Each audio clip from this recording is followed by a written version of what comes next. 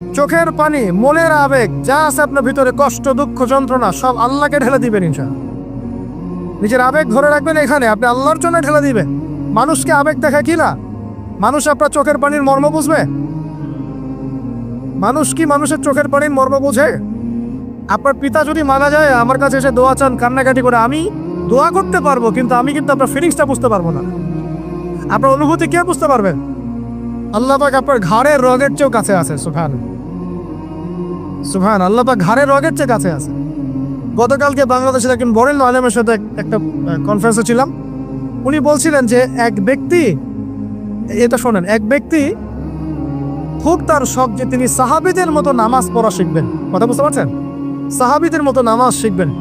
তো একজন বরেণ্য আলেমের কাছে এসেছেন, এসে বলছেন যে আমাকে সাহাবীদের মতো নামাজ শিখিয়ে দেন। তখন সেই আলেম আরেকজন আলেমের সন্ধান দিয়েছেন, যা তুমি তার কাছে যাও, তিনি শেখাবেন। তো সেই ব্যক্তি তো অবাক হয়েছেন, কারণ যাকে প্রশ্ন করেছিলেন তিনি অনেক বড় মুহাদ্দিস, আর যার কাছে পাঠানো হচ্ছে তিনি অত বড় মুহাদ্দিস নন, কিন্তু আবেদ, আমল করেন। তাকে গিয়ে বলছেন উনি আমাকে পাঠিয়েছেন সাহাবী বলে নামাজ শিখিয়ে দেন। তখন তিনি বলছেন ঠিক আছে, সুন্দর করে ওযু করে আসো, সুন্দর করে ওযু করে আসো। ওযু করার সময় খালি খেয়াল রাখবা যে আমি ওযু করছি শুধু আল্লাহর সন্তুষ্টির জন্য। কি খেয়াল রাখবেন? ওযু করছি শুধু আল্লাহকে রাজি খুশি করার জন্য ওযু করছে, আর কোনো উদ্দেশ্য নয় আমার। ওযু করতে যাচ্ছে, তিনি আবার বলছেন দাঁড়াও, শুধু আল্লাহকে রাজি খুশি করার জন্য ওযু করো। আবার শুরু করছেন, আবার বলছে শোনো, শুধু আল্লাহকে রাজি খুশি করার জন্য ওযু করো। এভাবে বলতেই আছেন, নামাজে দাঁড়িয়ে আছেন, দাঁড়ানোর আগে বলছেন শোনো, শুধু আল্লাহকে রাজি খুশি করার জন্য নামাজ পড়ো।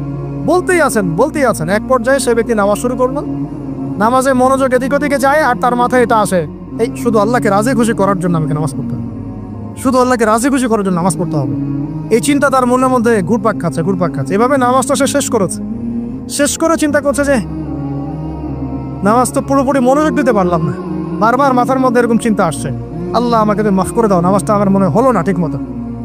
তখন সে ফিরে এসে তার সে ওস্তাদকে বলছেন আমার তো নামাজ এরকম করে পড়লাম, কিন্তু শেষমেশ মনে হলো যে নামাজটা হয়তো কবুল হয় নাই। আল্লাহর কাছে খুব মাফ চাইলাম, আল্লাহ আমাকে মাফ করে দাও, নামাজটা মনে হলো না। তখন সেই যে প্রথম ব্যক্তি যিনি পাঠিয়েছেন তিনি বলছেন এটাই হলো সাহাবী বলা নামাজ। তারা আল্লাহকে রাজি খুশি করার জন্য নামাজ পড়তেন, নামাজ শেষ করে আল্লাহর কাছে ইস্তেগফার করতেন, আল্লাহ কিছুই হলো না, কিছুই হলো। আমার কথা কি বুঝতে পারছেন? অতএব আল্লাহকে রাজি খুশি করার জন্য আপনি আপনার আবেগ, আপনার ইবাদত সব ঢেলে দিবেন ইনশাআল্লাহ। অন্য কারো কাছে কিছু পাওয়ার আশা করব। আমাকে আল্লাহ পাঠিয়েছেন দুনিয়াতে নামাজ পড়তে, রোজা রাখতে, দিনের প্রচার করতে, দিনের জ্ঞান অর্জন করতে, এই তো। তা আমি একজন মেয়ের জন্য জীবন নষ্ট করে দিব কেন? আমি তাহলে আল্লাহর কাছে কি মুখ দেখাবো, আর নবীর কাছে কি মুখ দেখাবো? ওখানে গিয়ে বলবো আল্লাহ আমি আমার অমুক প্রেমিকার জন্য আশেক হয়ে একদম জীবন দিয়ে দিয়েছি, আত্মহত্যা করেছি। গেছে ভাই, যাইতে দেন। যে ব্যক্তি আপনার অবস্থানকে মূল্যায়ন করে নাই সে আপনার যোগ্য ছিল না।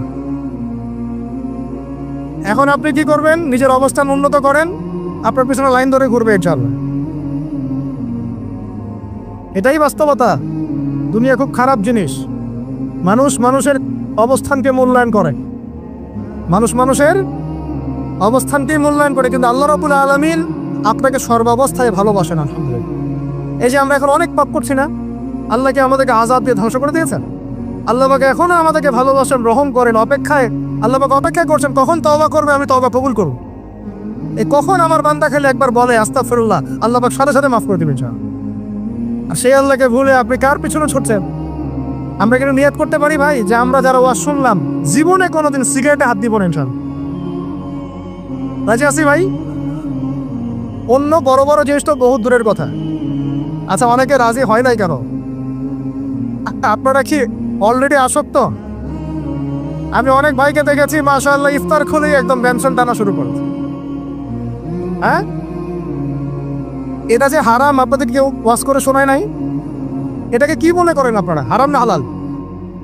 কেউ বলেছে মাকরু, নাকি মাকরু ফতোয়া দিয়েছে? মাকরু শব্দের অর্থ জানেন আপনি? মাকরু শব্দের অর্থ কি একটু শোনেন। সূরা বনী ইসরাঈল খুলবেন। কোন সূরা? সূরা বনী ইসরাঈল। আল্লাহ পাক বলছেন আমি বনু ইসরাঈলকে এই কাজগুলো করতে নিষেধ করেছি। কোন কোন কাজ? জেনা করো না, জেনার ধার কাছে যেও না, এতিমের মাল আত্মসাৎ করো না, শিরিক করো না, ইত্যাদি। যারা আলেম আছেন তারা আমার কথা বুঝবেন। এই কাজগুলোর পরে আল্লাহ পাক বলছেন যে এই প্রত্যেক প্রত্যেকটা কাজ আল্লাহর কাছে মাকরুহ, অপছন্দের। কিসের? অপছন্দের। আর এটাকে আপনি সহজ মনে করছেন? নিয়াত করি আল্লাহ পাকের সন্তুষ্টির জন্য আমরা কোনোদিনও মাদকের সাথে সম্পৃক্ত হব না ইনশাআল্লাহ। আর বিশ্বাস করেন, শুধুমাত্র মাদকদ্রব্য নিয়ন্ত্রণ অধিদপ্তর এই আইন কানুন এগুলো দিয়ে, জরিমানা দিয়ে মানুষকে মাদক ছাড়ানো যাচ্ছে না, যাবে না। কেন যাবে না এটা আপনারা খুব ভালো করেই জানেন, আমি বলতে চাচ্ছি না। অনেক সময় মাদক বিরোধী কনসার্ট করে মানুষ, মাদক বিরোধী কনসার্টে ওঠার আগে এক বোতল ডাইল খেয়ে আসে আগে। এগুলো কি বাস্তব কথা বলছি না অবাস্তব কথা বলছি? আমাদের যুবক ভাইরা কোশ্চেন কেন মাদকের ধার কাছে যাবেন না ইনশাআল্লাহ। একটা হাদিস খালি মনে রাখেন, একটা, এই হাদিসটা মনে রাখেন। নবী সাল্লাল্লাহু আলাইহি ওয়াসাল্লাম বলেছেন, কেউ যদি মাদকদ্রব্য সেবন করে তার 40 দিনের নামাজ কবুল হবে না। সিগারেট একটা খেয়েছি, 40 দিন নামাজ নাই। এরপর যদি সে তওবা করে আল্লাহ মাফ করে দিবে। আবার যদি মাদক খায় আবার 40 দিন কবুল হবে না। যদি আবার তওবা করে আল্লাহ মাফ করে দিবেন। আবারও যদি খায় আবারও 40 দিন কবুল হবে না। আবারও তওবা করলে আল্লাহ আবার মাফ করে দিবেন। চতুর্থবার সে যদি মাদক খায়, আল্লাহ রাসূল সাল্লাল্লাহু আলাইহি ওয়াসাল্লাম বলছেন, আল্লাহ পাক কিয়ামতের মাঠে তাকে তিনাতুল খাবাল পান করাবেন। কি পান করাবেন? তিনাতুল খাবাল। সাহাবীরা বললেন, ইয়া রাসূলুল্লাহ, এটা কি তিনাতুল খাবাল? কি? নবী সাল্লাল্লাহু আলাইহি ওয়াসাল্লাম বলছেন, এটা হচ্ছে জাহান্নামীদেরকে আযাব দেওয়ার পর তাদের রক্ত মাংসের যে পুঁজ বের হবে, যে ড্রিঙ্কস, জাহান্নামের হার্ড ড্রিঙ্কস, এই ড্রিঙ্কসের নাম হলো তিনাতুল খাবাল। কোরআন তেলাওয়াত, যে ব্যক্তি কোরআন তেলাওয়াত করতে পারে নিয়মিত, তার মনের মধ্যে এই হতাশা, এই ভীরুতা, এই কাপুরুষতা কিচ্ছু আসবে না ইনশাআল্লাহ। আমি গ্যারান্টি দিচ্ছি আপনাকে, হতাশা আসবেই না আপনার মনে যদি আপনি কোরআন বুঝতে পারেন। কোরআনের একটা আয়াত নিয়ে কোনো সময় দেখা যায় 2-3 ঘন্টা সময় পার হয়ে যাচ্ছে, আয়াতটা ছেড়ে সামনে যেতে পারছেন। কোরআনের ভিতরে ঢুকলে আপনি দুনিয়ায় ভুলে যাবেন কি হচ্ছে আশপাশে। আমি এমন অনেক আলেমকে দেখেছি যে একটা বই, পাতলা একটা বই, আরবি বই নিয়ে পড়া শুরু করেছেন, যে ফজরের পরে জোহরের ওয়াক্ত হয়ে যাচ্ছে, বইটাই শেষ করতে পারেননি। বুঝতে পারলাম? যখন আপনি ইলমের ভিতরে ঢুকে যাবেন, কোরআনের ভিতরে, হাদিসের ভিতরে, আপনার দুনিয়ার খেয়ালই নাই। একজন আলেম, তিনি এক রাত্রে একটা বই লিখেছিলেন, চটি বই, এক রাত্রের মধ্যে। বলা হচ্ছে, তার সম্পর্কে বলা হচ্ছে যে রাতের খাবার তাকে দেয়া হয়েছে, যে আপনি এটা খেয়ে নেন। তো এই খাবারটা পাশেই আছে, খাবারটা খাবো, এটা লিখে খাবারটা খাবো, এরকম তার চিন্তা ছিল।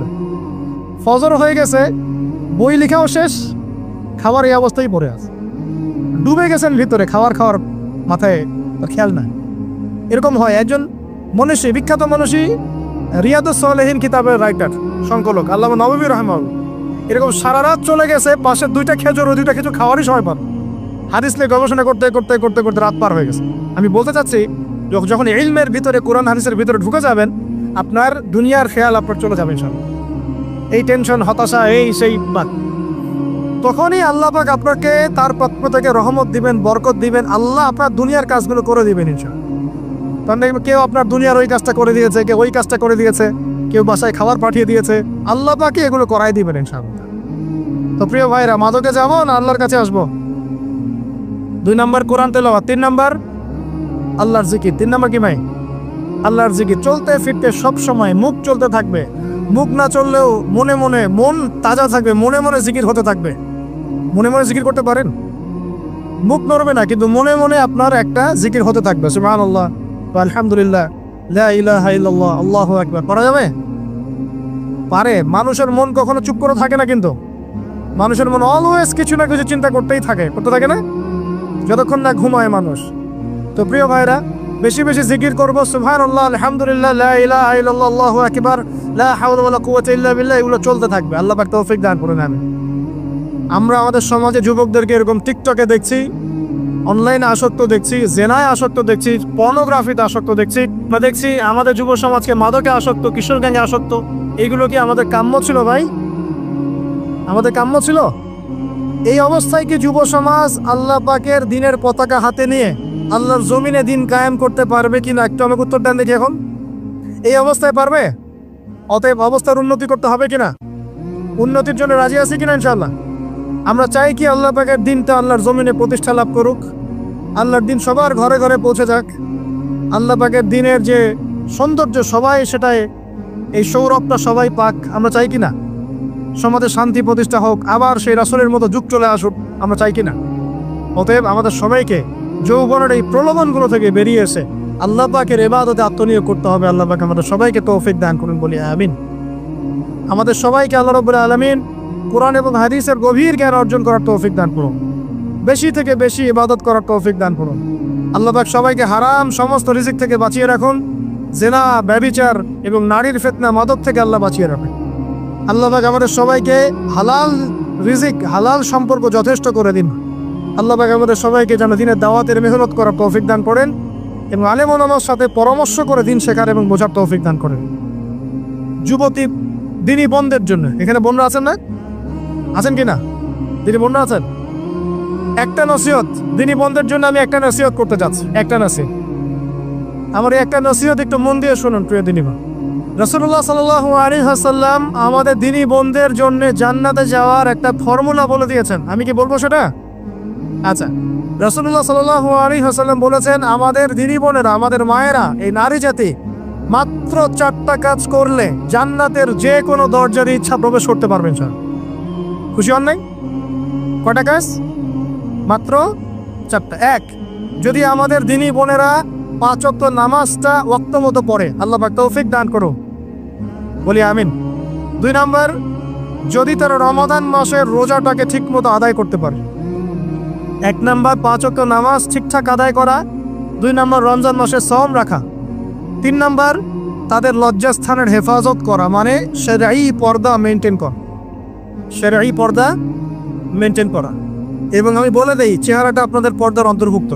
এটা নিয়ে অনেক বাকবিতণ্ডা হয় না সমাজে, চেহারা দেখানো যাবে কি যাবে না ইত্যাদি। চেহারা আপনার পর্দার অন্তর্ভুক্ত বিষয়, ফুল স্টপ। এর উপরে ফতোয়া অনেকভাবে দিচ্ছে, কিন্তু বরেণ্য উলামায়ে কেরামের কিতাবগুলো ঘাটাঘাটি করেন, তাদের ফতোয়া হচ্ছে চেহারা আপনার পর্দার অন্তর্ভুক্ত বিষয়, চেহারা ঢেকে রাখবেন, আল্লাহ পাক তৌফিক দান করুন। চোখ থাকবে খোলা, ঠিক আছে। 4 নাম্বার, স্বামীর আনুগত্য করতে হবে। স্বামীর আনুগত্য, এই যে আনুগত্য শব্দ শুনলেই মানুষের একটা মানে নেগেটিভ ধারণা তৈরি হতে পারে। স্বামীর আনুগত্য মানে কি আমি তার দাসত্ব করব? আনুগত্য মানে, প্রিয় দিনী বোন, আনুগত্য মানে দাসত্ব নয়। আনুগত্য মানে কোরআন সুন্নাহর যে বিধানগুলো আপনার স্বামী আপনাকে পালন করতে বলবে, আপনি সেগুলো করবেন, আপনি করতে বাধ্য। কিন্তু স্বামী যদি কোরআন সুন্নাহর বাইরে কিছু করতে বলে, সেটা মানতে আপনি বাধ্য নন। স্বামী যদি আপনাকে বলে যে সুদ খাও, এই সুদি এনজিওতে আসো, নাম লেখাও। স্বামী যদি আপনাকে বলে যে আসো বেপর্দায় বাইরে যাই, সাজুগুজু করে বের হও, চলো ঘুরে আসো বেপর্দায়। স্বামী যদি বলে দেবরকে একটু খাবারটা দিয়ে আসো, আমার অফিসের কলিগ আসছে, খাবার পরিবেশন করো, আসো ডাইনিংয়ে আসো, এই যে হারাম কাজ, বেপর্দার আদেশ করছে, সুদের আদেশ করছে, আপনি সেগুলো পালন করবেন না। কিন্তু হালাল বৈধ যে কোনো বিষয় আপনি স্বামীর আনুগত্য করবেন, এটা আপনাদের ফরজ। এই 4টা কাজ যদি আপনি করতে পারেন, জান্নাতের যে কোনো দরজারই ইচ্ছা আপনি প্রবেশ করতে পারবেন ইনশাআল্লাহ। আল্লাহ পাক আমাদের দিনী বোনদেরকে এই 4টা কাজ করার তৌফিক দান করুন। আমাদের সবাইকে আল্লাহ পাক জান্নাতের জন্য কবুল করুন, বলি আমিন।